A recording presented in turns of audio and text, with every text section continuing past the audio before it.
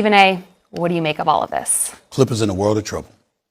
And I want to say this, it hurts me because I'm a fan of Steve Ballmer. I'm a fan of a lot of people in that organization. I know a lot of people think I don't like Lawrence Frank because of what he did with CP3. I just criticize him for what he did with CP3, but I got nothing against the man. But I know a lot of people within that organization that I'm very fond of as people, and I love me some Ty Lue. This is egregious if it's true. If it's true, we're talking about banishment for Steve Ballmer, as far as I'm concerned, for at least a year. We're talking about, and it should be entertained that Kawhi Leonard should be banned for a year. Yeah, he just took the money, but damn that. You know, the deal with aspiration, all right, that's a green banking company. That's at the center of the NBA investigation going on now. To learn that you might have had another sponsorship deal worth millions of dollars with Daktronics. So you had not one, but a couple of companies funneling money to you to circumvent the salary cap, where you getting this money, but you also getting these additional dollars on the side illegally, because according to NBA bylaws, you ain't supposed to be doing this. No, you can't go for that. Now, that's going to open up a Pandora's box that me and CeCe was talking about during the commercial break, because let's face reality. There's nobody worth 2 cents that's going to believe this is the only place that's happening if it's true. There's no way on earth that Kawhi Leonard was innovative, and he's the one that pulled this off. Now, I will say there is nobody that should give a master class on how to get paid without working better than Kawhi Leonard. Stephen A., I don't know if we can put Alabama and low key in the same sentence, but are you buying Alabama's ability to fly under the radar this season? No, I'm not. As well as it should not be that way. It's Alabama. You don't like it, get the hell out of town. It's just that simple. You got to know what job you're accepting. If this was before Nick Saban arrived, there would be minimal, if any, expectations at all. But when a man rolls up into town, spent 17 years there, win 6 national championships, and his last 5 years at the school, he lost as many games as you lost in your first 2 on the job, you got a problem. Right. In the last 5 years that Nick Saban has coached at Alabama, they lost 5 games. They never lost more than 2 games in a season. Kalen DeBoer arrives and you lose 4 games in back-to-back years. Your first 2 years there. You had a chance to go get the Michigan job, should have took it. Had a chance to go get the Penn State job, should have took it. Guess what? You had Alabama. Get the hell over it. It's just that simple. And I've been very, very critical of this man because of that reason. And here's the reason why. I want to make sure that I preface my comments, especially to somebody as wise about football as you, and obviously as brilliant at football as you. I want to be very, very clear about where I stand. I love me some Alabama because I love Nick Saban. I think he is the greatest coach in the history of college basketball. I had the pleasure not once but twice going to speak to his program. We've had one-on-one conversations. I revered this man, and the mentality that he instills ain't just in this football player.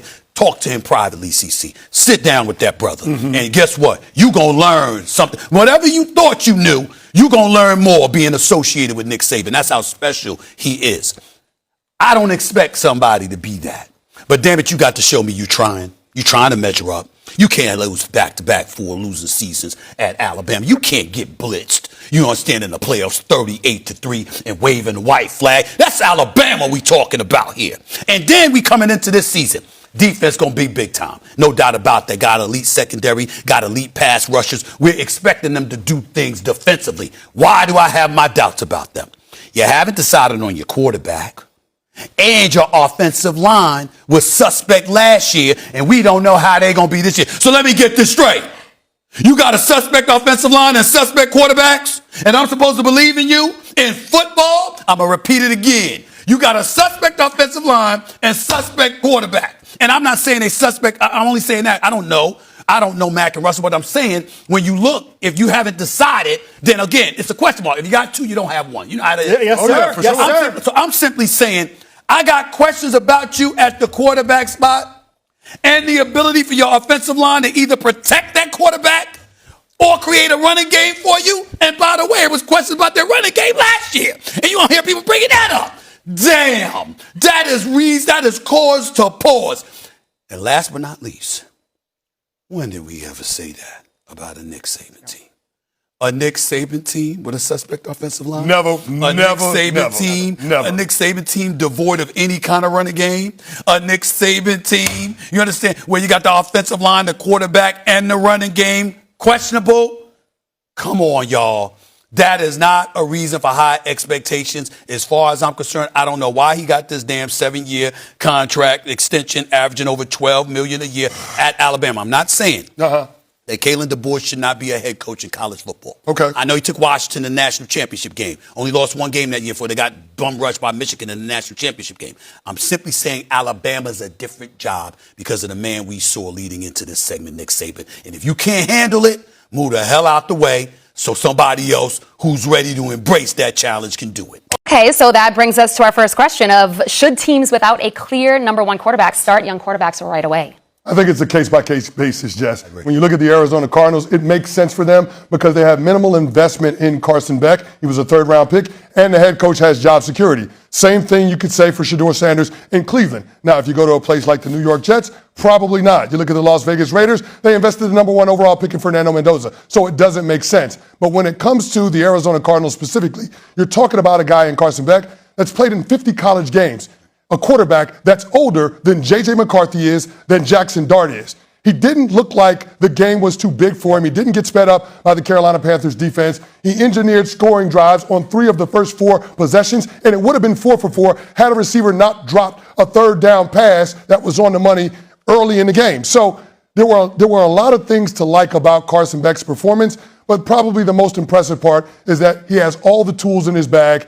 And when you look at the situation in Arizona, you might as well go out there and have the benefit of losing games while getting the quarterback experience. You've got nothing to lose. Arizona's, they've got nowhere to go but up. We know how dismal that situation is. I like this team in Green Bay. Well, I like Detroit, but not enough. Well, I think you need to like Detroit a little bit more than that, personally. And I would tell you they're the team to beat in the NFC North.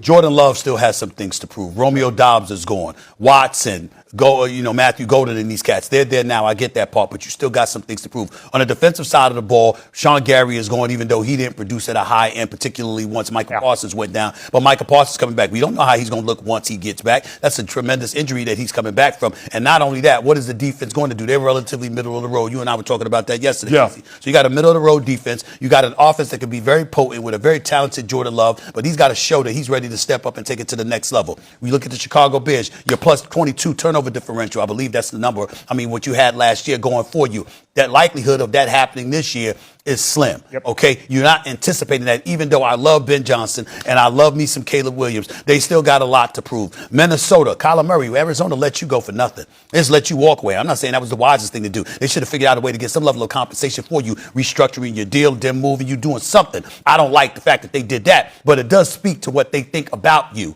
that they were willing to let you go when they clearly need a quarterback, okay? So you got that going on. And then in the case of the Detroit Lions, you got Laporta, you got Jameson Williams, you got all of these cats, Ross St. Brown. You got all of that going on with Goff, who can quarterback. You got Jahmyr Gibbs, who's an all-world running back. Look at the pieces that they have offensively. This is one of the most prolific offenses in the National Football League. I think looking at the rest of the NFC North, you got to give respect where respect is due and say you should be able to take this division if you're Detroit. You're both wrong. And you're both playing fantasy football because of all of the names that y'all all threw out there. None of y'all talked about offensive linemen at all. That's true. And the best offensive line in the NFC North is Chicago, bar none. Joe Thuney, their all-world guard, won Protector of the Year for a reason. That offensive line lost their center.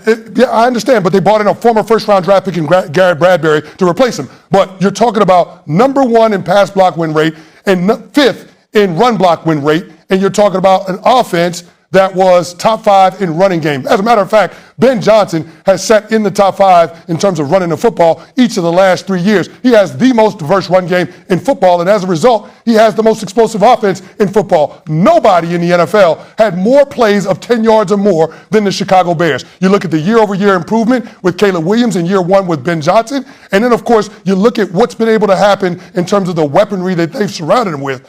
The Chicago Bears are the team to beat in the NFC North. They have the most talented quarterback in the division. They have the most gifted play caller in the division. Stephen A., how do you feel about these two former teammates not really speaking since the trade? First of all, I think they're winners. In Jaylen Brown's case, 6 conference finals, Eastern Conference MVP, Eastern Conference Finals MVP, NBA Finals MVP, champion.